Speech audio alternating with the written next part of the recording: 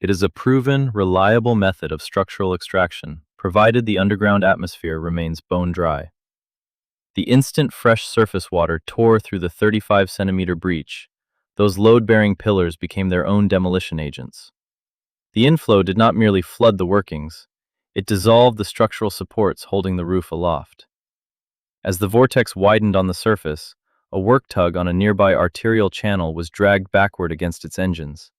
The skipper and his crew were forced to abandon ship onto the muddy bank, watching their vessel get sucked bow first into the maelstrom.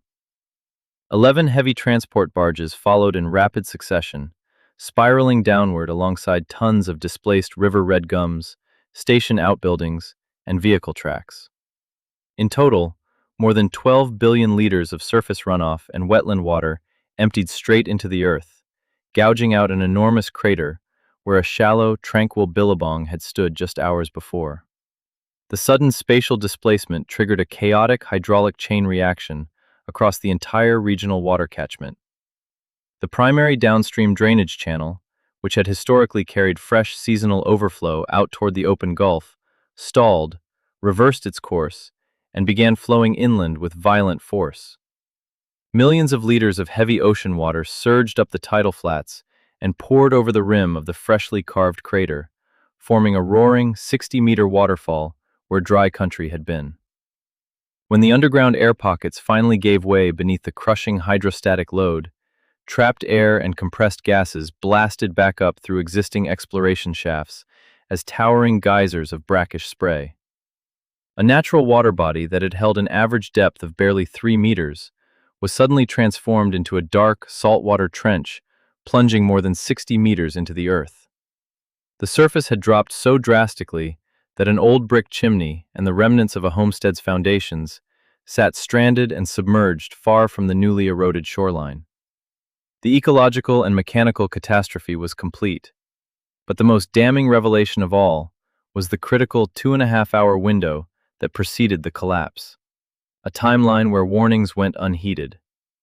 The critical failure was not the mechanical punch through the ceiling, it was the 2.5 hours of sheer administrative inertia that followed.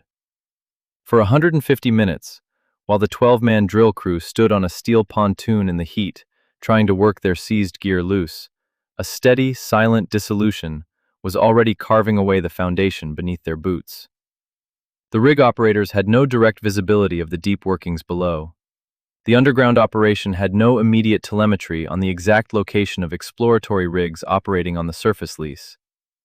Disaster on a human level was averted purely through the sharp instincts of a single underground mine electrician. As the tidal flats reversed and seawater flooded back up the drainage channels from the open Gulf, marine and estuarine opportunists quickly established a foothold in what had once been an inland freshwater refuge.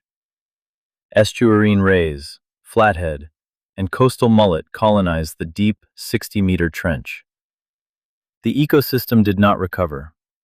It underwent a permanent structural replacement, swapping its entire freshwater evolutionary baseline for a novel coastal assemblage.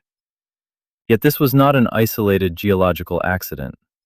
Across vast expanses of the interior and coastal belts, deep geological salt structures are routinely utilized as strategic storage caverns for compressed hydrocarbons and natural gas. The engineering logic is straightforward. Solid rock salt is naturally impermeable and self-healing under lithostatic pressure, making it an ideal subterranean vault.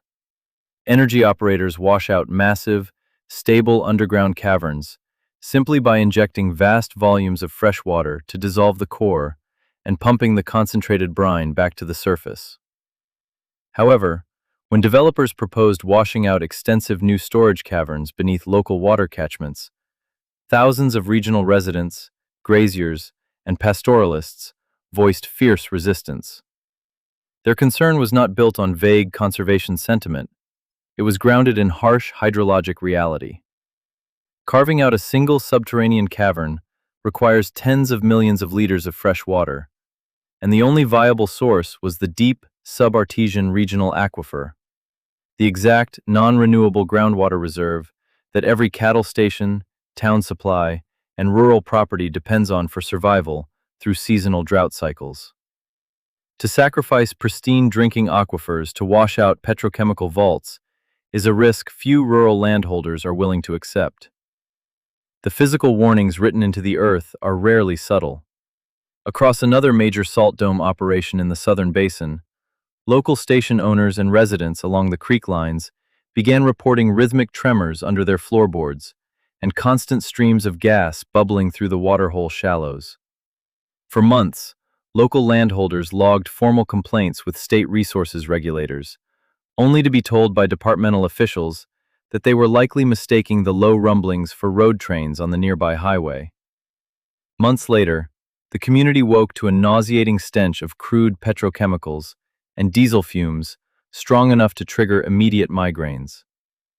By sunrise, a massive sinkhole had opened between the waterways, swallowing mature paper barks and whole stands of river red gum standing upright into the void.